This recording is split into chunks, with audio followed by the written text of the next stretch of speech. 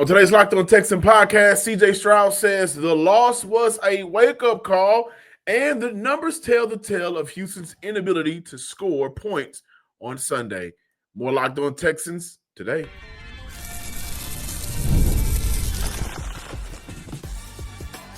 You are Locked On Texans, your daily podcast on the Houston Texans. Part of the Locked On Podcast Network, your team every day. Battle Red Nation, from H-Town to your town. Today's episode and every episode of the Locked On Texan podcast is for Texan fans all around, especially my everydayers from the Himalayas, Monday through Friday. You listen, you watch. I appreciate you for coming back to listen to your Texans Credential Community member, football analyst, seen on KHO. You also heard on ESPN Southwest Radio covering the NFL and the Texans. Me, your boy, John Hickman. Today's episode, I'll be diving into my final thoughts from Sunday's game.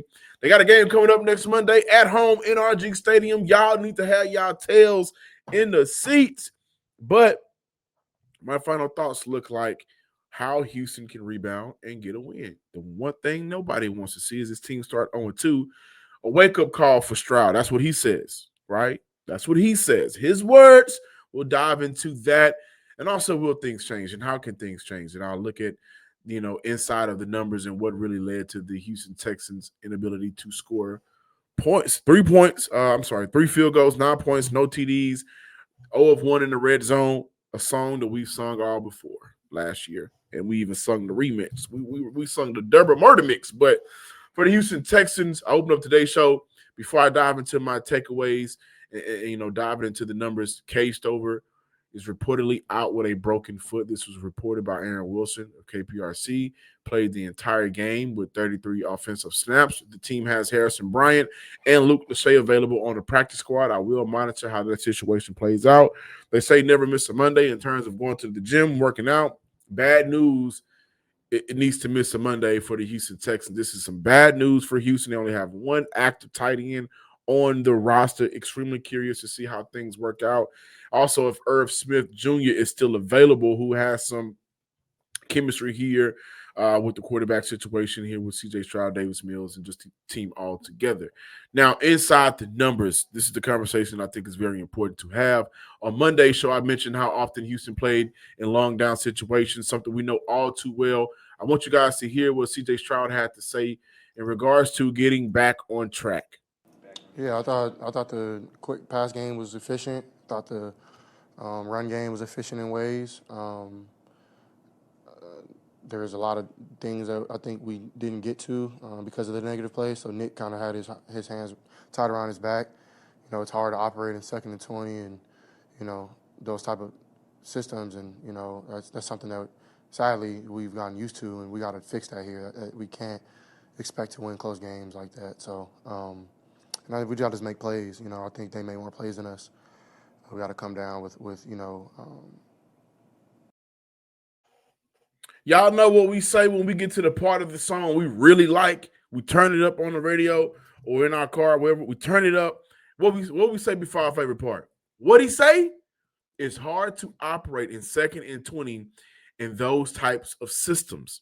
That's something that, sadly, we've got used to, and we have to fix that here. To this point, the Texans' distance on 3rd down Sunday, 22, 5, 7, 7, 16, 3, 8, 19, 9, 11. This is a major reason why the Texans went 2 for 9 on 3rd downs. This is why. At this point, I believe Stroud needs to become more frustrated and vocally frustrated with how he has been utilized. I think we judge Stroud too often on his ability to handle pressure and make plays in difficult situations since entering the league. There hasn't been many easy opportunities created since the start of 2024. And you know what? That isn't fair to him or the weapons around him. Nick Caley's first game in Houston. We're going inside the numbers. All of this ties in together. Just a little bit over 35% motion rate. That was 24th in the league. Man, that feels like another system that Houston had here in Houston. Also, an 11.1% play action rate. That was 27th in the league from Sunday. I felt Houston abandoned the run, but again, this goes back to the numbers and back to the number of times Houston had to play behind the sticks. Houston faced first and more than 10. So I'm looking at essentially first and 15 or more, essentially 5 times. 5 times you go out there and you see your team, the Houston Texans offense, first and 15. Okay, maybe you can overcome that. But what's hard to overcome, to CJ's point, Houston faced second and more than 10 9 times.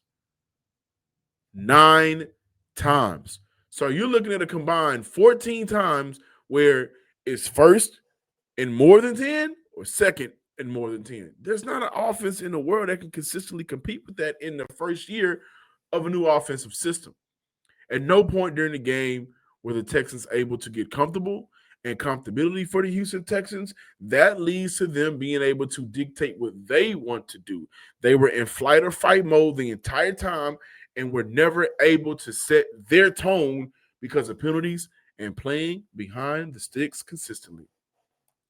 I think the 9 points were a broader, more general view of why this offense struggled, but the real story of the game was never getting settled because the team played behind, and that led to consistently operating under pressure. This cannot be the story of 2025 like it was in 2024. I will say this: I am not off the bandwagon of Caley yet, but I want to see Ariante back at left tackle. I want to see Howard back at right tackle, and I want to see the guards be the guards. Houston will monitor the situation with Jake Andrews, who did fairly decent in his first regular season game for the Houston Texans. But this is all going to play into how CJ Stroud can get to a place of comfortability. He's 3 years in. One point that I want to make out, this was said on the CBS broadcast in regards to CJ Stroud operating in this new system, how long it took for Tom Brady to get comfortable and get command of it. But during Tom Brady's early years, they ran the ball well, but they had stout protection for Tom Brady. If we're looking at just the immediate, so game one, telltale, the Texans did not run the ball enough because of how often they played behind the sticks. They were not a clean team in terms of penalty. That was an issue that when you look at the Patriots and how they started off everything, that was a clean team. They didn't have a lot of penalties. They were able to protect Tom Brady, and they gave Brady enough time to get the ball to different weapons. Houston has to find a way to get to that. Also, lastly, when I look at some of the other numbers from Sunday's matchup, Henry T, 5 targets, 2 catches allowed, only for 17 yards. Impressive. Lassiter, a rough outing for Kamari in his second year, allows all 6 of his targets for 52 yards per PFF. Azeez had a monster day for himself. 1 target allowed for -7 yards. Rough day for the offseason acquisition safety, C.J. Gardner-Johnson, who allowed all of his targets 4 for 4 for 74 yards per PFF. I got a question. Is he out there too soon? Houston opted to not put MJ Stewart on the field Sunday. Maybe that changes against Tampa. Maybe C.J. Gardner-Johnson needs some relief. So we'll see how Houston goes about that. But there was some opportunities that I thought in the back end of that secondary where C.J. Gardner-Johnson could have been around the ball a little bit better if he's at full strength.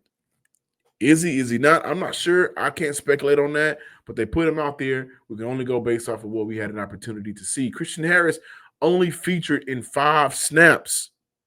What does that say about where he is with this team as of right now? The 22 draft class. Man, it's a little rough for those guys right now. Up next, CJ's comments about being more prepared and the loss being a wake-up call. Should we be concerned or are we even surprised here? More Locked On Texans talk on the way.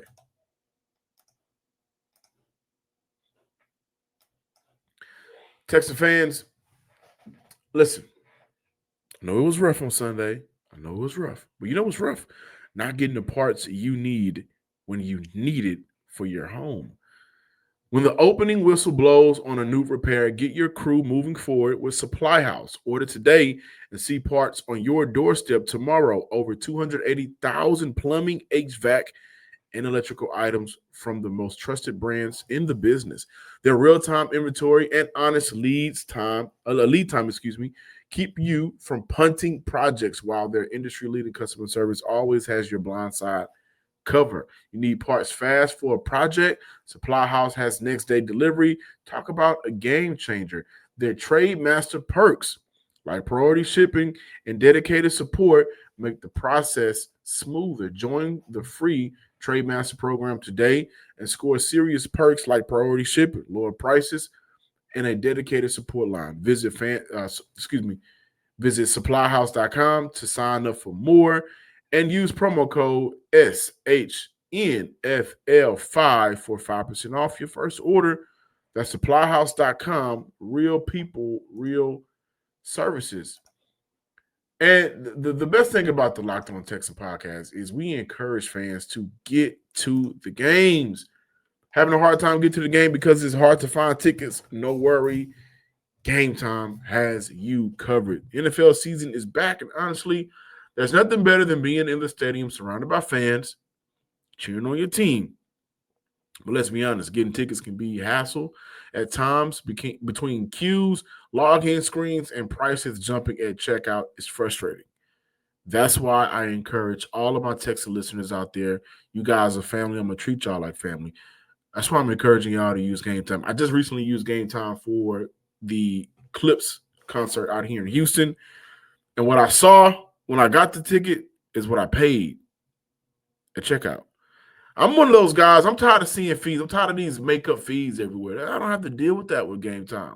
The app gives you full advantage when buying tickets. Game Time is fast, easy, and backed by the Game Time guarantee. You'll always get 100% authentic tickets delivered on time and at the best price. Plus, all the fees are included, so the price you see is the price you pay at checkout. Again, I love that option. I don't want to see 80, and then when I get to checkout, I'm seeing 130. Where did the $50 come from? I don't deal with that with Game Time. The app is made to be super simple. You can even see the exact view from your seat before buying. Of course, they also offer zone deals. You pick the section, Game Time picks the seats. You save big.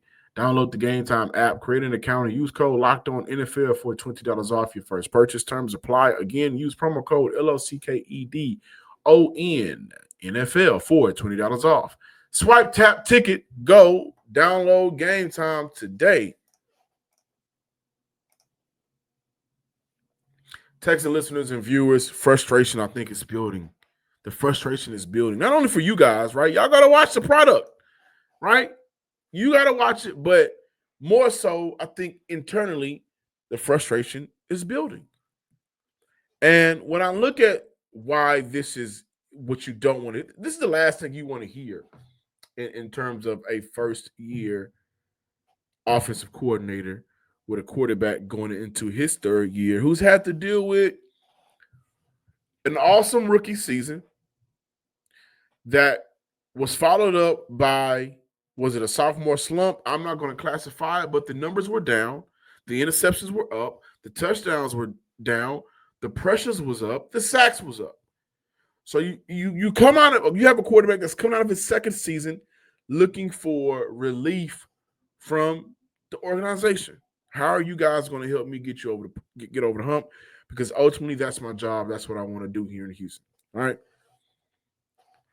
They move on from the offensive coordinator, bring in a new offensive coordinator, bring in a new offensive line coach, bring in 4 new offensive linemen. A lot of shuffling going on. But to hear CJ Stroud say this was a wake-up call, my question is, were the Texans sleeping on the task at hand, not only this entire week, but this entire offseason? Yeah, I take just negative plays. I think it's kind of obvious. You know, we can't shoot ourselves in the foot consistently and expect to win. And that starts with me, you know, with a lot of different things. I got to get rid of the ball better and, you know, use my legs maybe a little more. But, yeah, I think, you know, there's a lot of hope still. We did a lot of good things. You know, it's a really good defense, a really good team. But I definitely think we could have won. But just you can shoulda, woulda, coulda all day. We didn't deserve to win that game because we didn't do the right things. So when you come out in NFL lollygagging and, not going through the motions, that kind of what happens. So I think we'll be all right, but I think it's a good wake-up call for us. CJ, you talk about using the leg. You did that today. Today's item was kind of a wake-up call for you guys. I just think the way we practiced this week, I think we could have practiced better. I think, I love the confidence we have, but there's I don't know, I always say there's like a type of mindset is like, did I do enough? And I think it's a healthy way to be, because then you'll probably do more. So I just, for me, preparing, I got to do a better job. And I also got to hold my guys accountable, for that one exotic look. And it's the first game of the year. We got a lot of exotic looks we did not expect. They did too, but they made the play. So you can come up with a million excuses. We got to just be better. We faced a lot of exotic looks. They did too. They made the plays. Come up with a million excuses. We just got to be better. I like that. I like CJ Stroud going to the podium and saying, "Hey, listen, this was a wake up call, right? We were not good.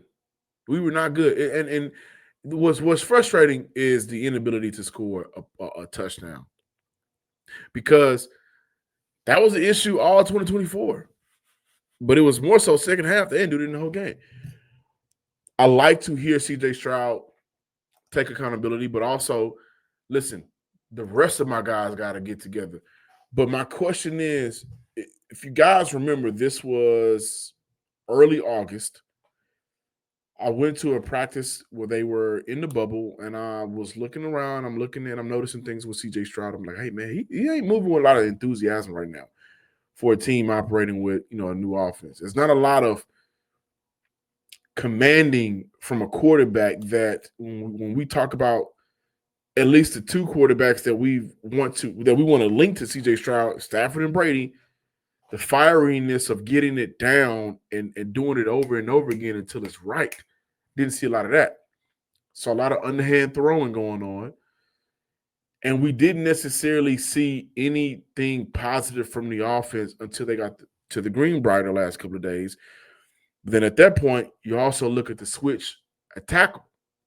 Tay goes to left, Howard is at right, and things are starting to kind of flow a little bit easier for the offense, which is why I want them to get back to that. I think that's a wake-up call. I think for CJ, this is the time for him to go all out in terms of vocal leadership. Because, for one, it's going to mess with his money down the line. If CJ Stroud doesn't have a year where he can go out there and throw for 30 touchdowns, 4K, and get this team over the hump, then from a franchise perspective, why would we give you max quarterback money? Also, from a quarterback standpoint perspective, for CJ Stroud, why would I want to be here for the rest of my career when you guys have shown me for the first 3 years of my career, I have to do all of the heavy lifting without the consistent relief and protection around me? That is something to monitor. I'm not trying to overreact or anything like that, but Houston has failed CJ Stroud in some areas, and I'm sure CJ Stroud and his agent may be monitoring this, right? But when I look at the wake-up call, it was a wake-up call, guys, simply because it points directly to the fact that when we look at a team not being able to go down there and score points, score touchdowns, shout out to Kyrie Fairbairn, to go 0 for 1 in the red zone, only have one red zone trip, only have under 200 passing yards, was not able consistently to get over the 50-yard line, to deal with the penalties that they dealt with throughout the game.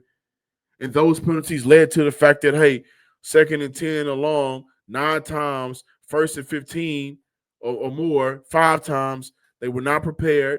The offense was underwhelming. They let their defense down. Yes, this was a wake-up call that we are not ready. We didn't do the things that needed to be done. And you know what? The excuses could be there. But what I liked from them at the end, I can't make those excuses. I mean, we can make them, but why? Essentially, why make those excuses? What those excuses going to do for us? They're not going to do anything for the Houston Texans. And this could be the turning point in CJ Stroud. So I want to see reports throughout the week. CJ Stroud had the offense run plays again. CJ Stroud was more in command of what he wants to see from the offense and more in demand from demanding more from his guys around him. Also consider this. I saw a lot of bunch formations Sunday. I would like to see the Houston Texans offense operate in way more spread formations. Let these guys get into space. Move some of these guys around. Dictate the defense for your offense. Now, granted, it was hard to do that again. 2nd and long, 1st and long, 3rd and long. But if Nick Caley cannot create advantages, then Houston should have kept Bobby Slowik. At the very least, he would have been going into a 3rd year with his quarterback, and the strengths and weaknesses would have been a little bit more well known.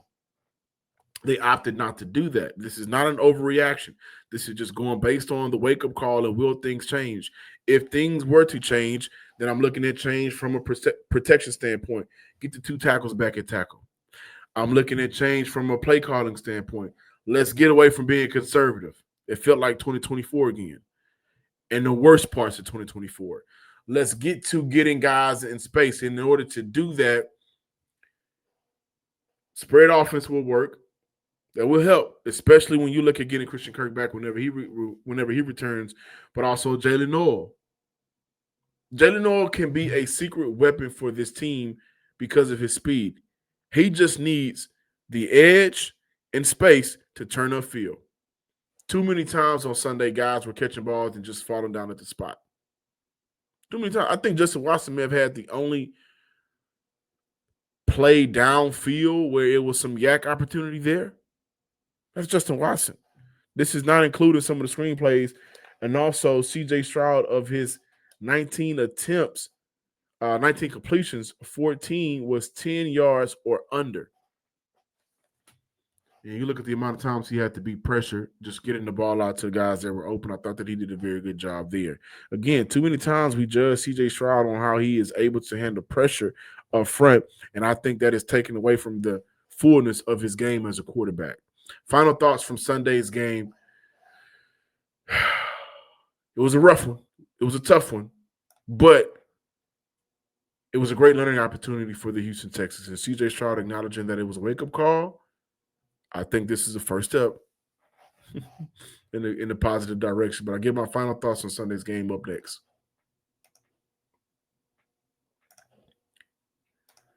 FanDuel is here, you guys. They're here because the NFL season is here. And if the NFL season is here, then that means FanDuel is making sure you're ready for kickoff with a can't-miss offer. Right now, new customers can bet just $5, and if your first bet wins, you'll get $300 in bonus bets to use across the app. Doesn't matter the sport, you can use $300 in bonus bets across the app. FanDuel is a place where it's a platform that's easy for everybody to use. It fits however you like to bet. Player props, building same-game parlays, even jumping in as live game action is going down. It makes every game more exciting, whether you're watching your team or just keeping an eye on your fantasy lineup. It's quick, it's easy, and the best way to add a little bit more energy to your Sundays. The spread for FanDuel was 2.5 for the game Sunday, so Texas lost by 5. If you put some money down on there, FanDuel made it a little bit more exciting for you. And also, if you only put $5 on that, then you got $300 of bonus bets back to use across the app. In the NFL season, there's a lot to win and lose, but a lot to win on FanDuel. So are you ready to play? Download the FanDuel app now by visiting FanDuel.com to get started. That's FanDuel.com to place your first $5 bet. Again, visit FanDuel.com. Texan fans, thank you for making Locked On Texans your first listen of the day. The NFL season is finally here. For your second listen, get a double dose of Locked On NFL podcast with Tyler, the Madman, rolling. Listen, he gives you a shot of espresso to start your football day, while Tony Wiggins takes you to the barbershop for the smoothest breakdowns to end the day. Find Locked On NFL on YouTube or wherever you listen to your podcast. I think the Houston Texans should monitor the situation in New Orleans with Chris Olave. And I also think I've said this time and time again, the early bye week 6 for Houston is a blessing. It isn't. It's not even in disguise anymore. It is a blessing. Also, some of the pressure that was created by CJ Stroud Sunday, when I look at the talk of the offseason of him having more on his plate, being able to kind of dictate things at the line of scrimmage, there were times where I personally felt like that was a perfect opportunity for CJ Stroud to audible, to change protection, or to simply call timeout. Stroud cannot be scared to call timeouts. Stroud has to get away from making a bad sack worse. If you need to just go down, go down. And let me tell you this.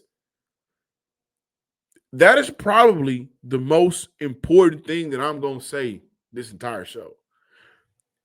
He had, how many? Was it 245 pressures in 2024? Second in sacks in the NFL. A ton of QB hits. Stroud, brother, go down when you need to go down. Especially when you're looking at limiting the next down to distance being extremely tougher. So if a sack leads to second and 10, take it. Because the one thing you don't want to do is for that sack to be a 14-yard sack, 13-yard sack, and now you're looking at second and 23. They got to get with him on that. They got to get with him on that. But my final thoughts on Sunday's game is game one. I made a lot of observations between Monday and this show, and a lot of it for some people was negative. For some of you guys who like to keep it real, it was exactly what you needed to hear. I wasn't a prisoner of the moment throughout the offseason. I wanted to take what the Houston Texans was giving us, what they were selling us, and I wanted to take what I saw. And I wanted to use that as proof if it works or when it don't work, or if it didn't work. And in the preseason, things look good. Game one, things look horrendous.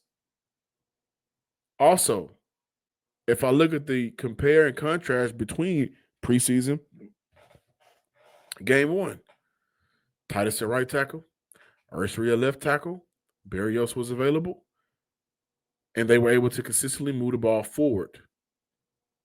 First team offense, whether that was Davis Mills leading the charge or when CJ Stroud was out there for the two drives, they were moving the ball forward. Not a lot of playing behind the sticks.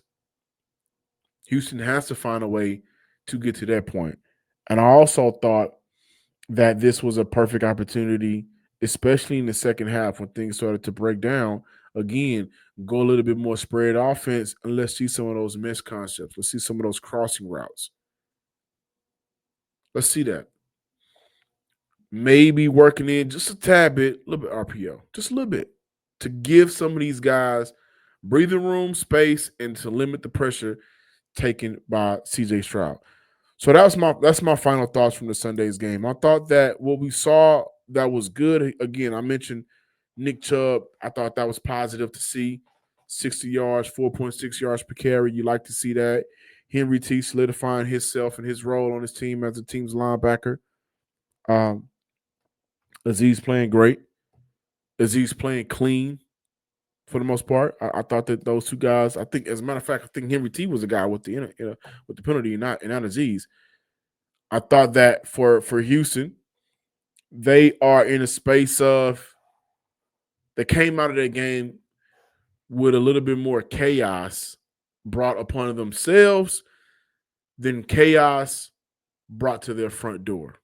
You cannot consistently have games of 11 penalties. Cannot. People are calling for a little bit more, how can I put this? People want to have DeMeco Ryans under the eye scope a little bit more, and maybe for some people his job seat is heating up. I saw a lot of DeMeco isn't the guy, and he's an undisciplined coach, and the player coach thing is getting played out. You guys have the right to feel how you want to feel. And I'm not going to combat that. All I will say is my final thoughts from Sunday's game is it's hard to argue against that. It is hard to argue against that. And again, the numbers show it. The numbers back it up. Let's look at since 2023 when DeMeco Ryans got here to Houston. In the 2023 season, most penalty yards by team, the Houston Texans second on the list, 937 penalty yards. That's 55.1 yards per game.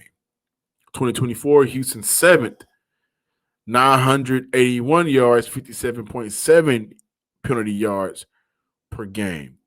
The Houston Texans, in the last 2 years, they've been up there with the Baltimore Ravens, Tennessee, and Dallas. They consistently ranked near the top across both seasons.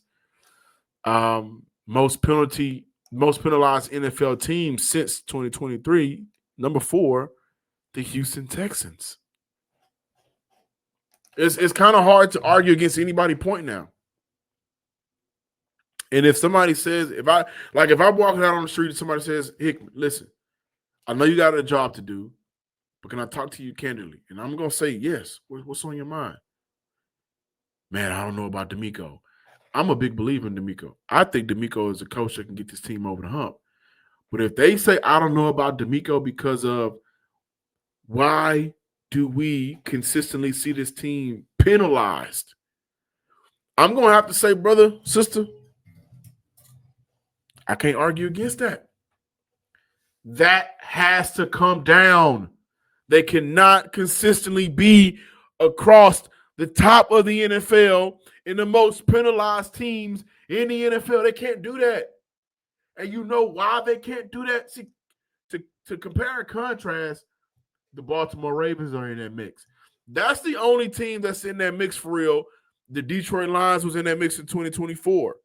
Seattle was in that mix in 2024. So in 2023, the Baltimore Ravens. 2024, we see the Baltimore Ravens. We see Detroit. We see Seattle. They have the talent to overcome that. Baltimore has Lamar Jackson, Derrick Henry. That defense. They have the talent to consistently overcome those penalties. The Houston Texans, especially in 2024, did not have the talent to overcome those penalties. That talent may have not always been on the field. They dealt with injuries, right? No Tank Dell, no Stephon Diggs, no Nico Collins for a good chunk of the year. The offensive line was bad, so those penalties, along with being sacked a lot, put Houston in extremely long down situations. They don't have that.